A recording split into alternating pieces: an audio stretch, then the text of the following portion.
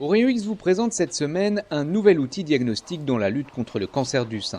Un système de détection automatisé qui repère et entoure les lésions suspectes sur les clichés de tomosynthèse. Ce logiciel d'intelligence artificielle baptisé Profonde AI permet d'augmenter la sensibilité de l'examen en faisant baisser le temps de lecture des images. Illustration avec ces clichés réalisés chez une patiente de 50 ans à l'occasion d'un examen de dépistage. Image commentée par le docteur Patrick Toubiana. On lui a réalisé une mammographie en 3D avec tomosynthèse de face et de profil. C'est un examen qui montre des seins qui ne sont pas très denses, donc assez facile à examiner pour un radiologue. On voit d'emblée des petites opacités rondes qui sont là dans le sein droit. Ce sont probablement ou des microganglions ou des microkystes. En tout cas, on n'est pas inquiet. Et puis, il n'y a rien qui attire l'œil. Donc on va passer avec l'utilisation de ce nouvel outil qui s'appelle Profonde AI de iCAD, qui est un système de détection automatisé qui utilise des algorithmes de deep learning. Ce système d'algorithmes va entourer les images, comme ici, qu'il trouve anormales, et va nous donner en dessous un score de suspicion de cancer. Là, on voit un score qui est faible, 18%, et sur les incidences de face, on va voir donc un deuxième score ici qui est de 36%. Sur tout l'ensemble des coupes qui sont réalisées, l'algorithme a détecté une anomalie à l'intérieur du sein, juste derrière le mamelon. On voit qu'il a entouré avec un risque de 36% qui ne semble pas élevé, mais qui est quand même suspicieux.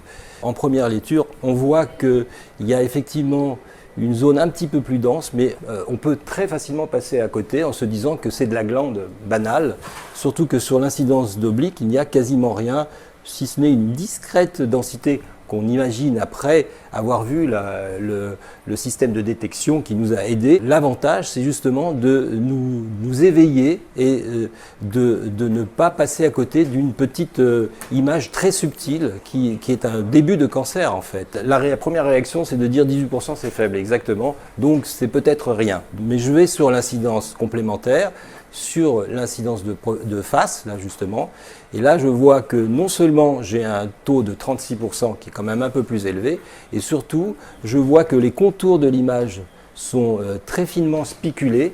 Alors là c'est un signe de gravité, et c'est très évocateur d'un cancer débutant. Voilà, même si le taux pour l'algorithme n'est pas très élevé, on arrive quand même à un score global, comme on voit ici, de 48%. Qui fait que pratiquement une chance sur deux que cette image soit maligne.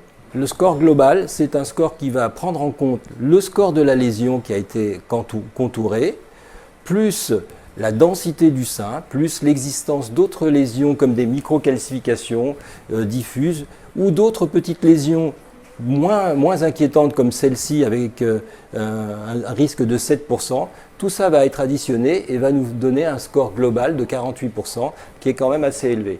À partir de 40%, avec cet algorithme, on est sur le qui-vive, on va faire des examens complémentaires. Alors en échographie, on voit une petite zone noire triangulaire qui atténue le faisceau ultrasonore, vous voyez cette ombre noire, et qui est très suspecte, qui est très petite, qui mesure 6 par 7 mm, et qui va nous faire réaliser une biopsie ciblée dans cette zone. La biopsie, malheureusement, a montré l'existence d'un tout petit cancer, malheureusement ou heureusement, parce qu'en fait, on a détecté une lésion très tôt. La guérison, dans ce cas-là, va être quasiment de 100%. Par rapport à la mammographie 2D, la tomosynthèse nous apporte 30% d'images suspectes supplémentaires. Avec ce nouvel outil de CAD 3D, là, on augmente encore entre 8 et 10% de notre sensibilité. C'est la fin de ce numéro, merci de votre fidélité et rendez-vous le mois prochain pour découvrir un nouveau cas clinique.